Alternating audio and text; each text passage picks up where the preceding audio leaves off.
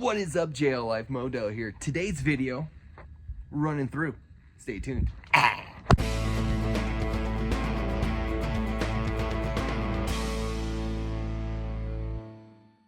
So I'm planning on taking the JT Willing tomorrow for its maiden voyage, and I've been doing some work in between the days that I have in order to kind of clean things up. Not everything was recorded. Sorry for the finger. But let me kind of run through some of the things that I've done as of to this point. So my biggest issue that I had was, of course, the leak from the transfer case.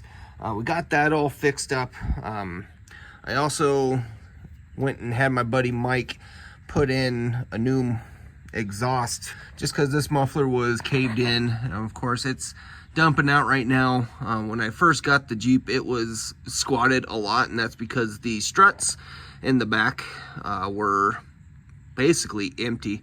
My buddy David came over yesterday, helped me air those up. So those appear to be working good. And with these Oris, we put 100 in the bottom, 400 in the top. It shot it up 5.5-ish inches. I think that's going to be a bit too much. I want to bring it down maybe about an inch and a half. I think sitting at the 4-inch mark will be a good spot. Granted, I don't know if that's what we will continue to run on it, but it's just all about fine-tuning the Oris to your vehicle, and that's kind of what I just got to go and wheel and all that stuff. And another issue that I found was that stud was really boogered up. It had been cross-threaded at some point, my guess. So I either need to find a tap and die that will fit it, or just replace the studs. That bolt on the upper control arm was actually snapped in half. So we got that replaced with one of the old chassis bolts from my JL right there. Of course, have gone through, greased all the joints that will accept grease. We greased up the drive shaft. The drive shafts are going to be something I eventually will be replacing, but not in the immediate future. The front drive shaft actually has a slight curve to it, so it bends, but granted, since I'm not really driving it on road, it's not a huge deal. But again, that's kind of just going into the replacements that are going to end up happening. I replaced the rear rotors and brake pads. In the first video you guys saw, the rotor was all scored up, and that's because the brake pad had malfunctioned. All the brake padding was gone, and it was all the way down to the backing plate, just digging into the rotor. But I got the ones on the back swapped out. Same thing with the pads. The driver's side pad was actually pretty thick. The problem was with the passenger side, but I replaced both sets of pads because there's no point in just replacing one and not the other. Now I've moved to the coilovers, trying to get them charged. I just charged the other side because coilovers act as both your coil and your shock. It's not as easy as if it's just a shock where you can pull it out and charge it out from the Jeep, because you want to charge them while they're extended. The reason for that is so it gets the full charge and it's not compressed and giving you a false reading on what the PSI is. But of course, with coilovers, you can't just do that willy-nilly, because the Jeep will fall, and if you're underneath it, you'll die if you get crushed. And if I could find time, I'm going to clean that up and just spot weld it, just so it's not rattling around. But this will be getting replaced. There's just no way it's getting replaced by tomorrow.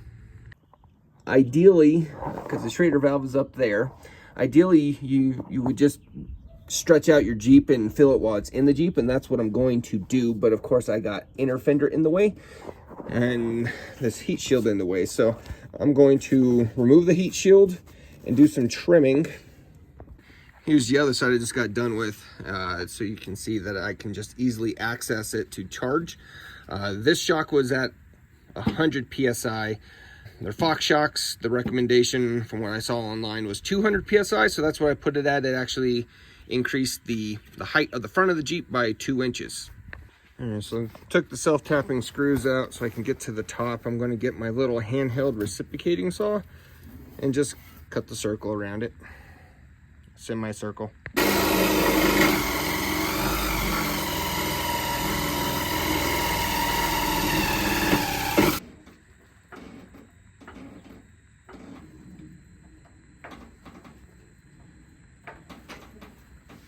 Luckily I have that off-road jack, otherwise I wouldn't have enough jack to get this stretched out. But tires is barely off the ground. It's stretched out. I can now reach this guy, the Schrader valve.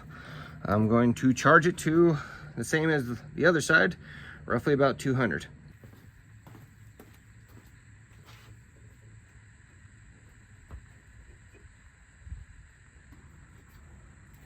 There we go, we're at about 5 PSI.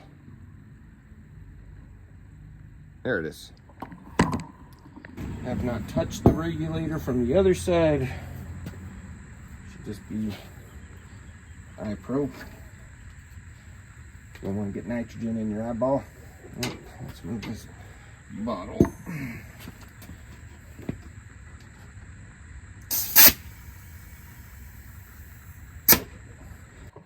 Easy peasy 200. Oh, it went down a little bit.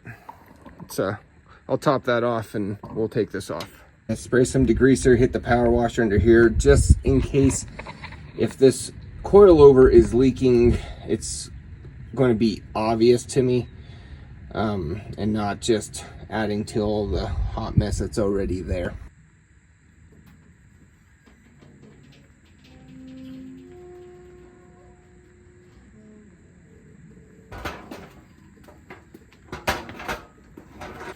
So this was the side of the coilover that had evidence of the most leakage. I don't know if they're just bad seals or if it was just neglected for a long time, but obviously the best way to figure that out without taking it apart is just to refill it and monitor. Before I filled it, it was at 45 from the bottom of the fender. Now we're at 47.5. All right, got the coils charged in the front. Next thing I'm going to be doing is aligning the front because it just seems a little bit off. Okay, and the only way I'm going to know is putting a tape measure to it.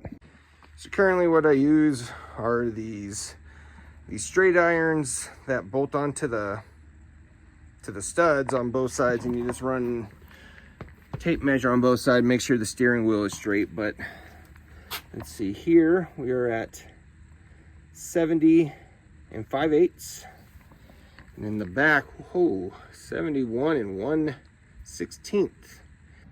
That means I'm more toe in than I am toe out. It definitely shouldn't be that far off, so I'm gonna tune it a little bit, loosen up the tie rod, and adjust.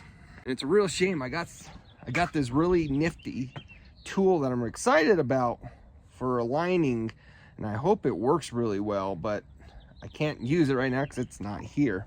But there's going to be a full video on that when it comes in because it's pretty cool looking.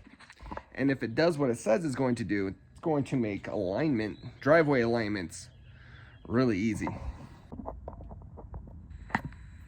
Twisting it and not getting any change on my on my measurement, and I'm like, what is going on? And I'm looking, maybe something's broken, and it's just moving together. I just got used to JL life where things are advanced. But so what I'm gonna do is just drop that side. Oh my goodness. Drop that side and just pull out a thread, put it back on, and check my measurement. All right, it's much better aligned now. What I ended up having to do, because they were both the same size thread, and the reason it's that way and not straight like on the JL and you can just twist the bar, is because there's a bend in this bar, and obviously that gives you a little bit more fine tuning by just taking out, of course, dropping the steering and taking out or putting in your tie rod ends one at a time, half turn, or just one half turn. But that's what I ended up doing. Don't want to mess with the drag link right now. I'm kind of running out of daylight, running out of time for the day because I just have so much to do. As of right now, we've been pretty successful. Going to get the tires back on. Of course, these are bleeping Jeep alignment straight irons. What I don't like about it is that you have to have either two people to use them, or you got to use duct tape so your thing stays where it needs to. I want to say Steer Smarts makes one that has a notch up here, so when you slide in your tape, it won't fall off. It kind of is wedged in there, which I like that design much better. Well, unfortunately, I was unable to go wheeling last weekend. My plan was to go rent a U-Haul trailer and tow it with the Ram. But what ended up happening, because this Jeep is so wide, it didn't fit on the trailer. So I had to take it back, and by the time I had learned that, my options were limited at that point. But it is what it is. I will continue to tweak on it, tune it up, take you guys along when I'm doing those things, so you guys can be in the spin with the build. I need to make sure the winch works. I haven't tried that yet. My next video should be a really exciting one. It's going to be, as I was mentioning, this tool for DIY alignments, and it's supposed to be pretty bad. And by bad, I mean cool. What are kids saying these days? I don't know. But I'm hoping to film that one next week. It may take a little bit extra time, because what I want to do, I'm going to take that, I'm going to do it here, and I'm going to go take it to a shop and get an actual readout, just to kind of see how accurate this tool is. And of course, that'll just require a little bit more time. But guys, thanks for watching. Remember to like, comment, subscribe, and share. Until the next one, y'all, keep it easy.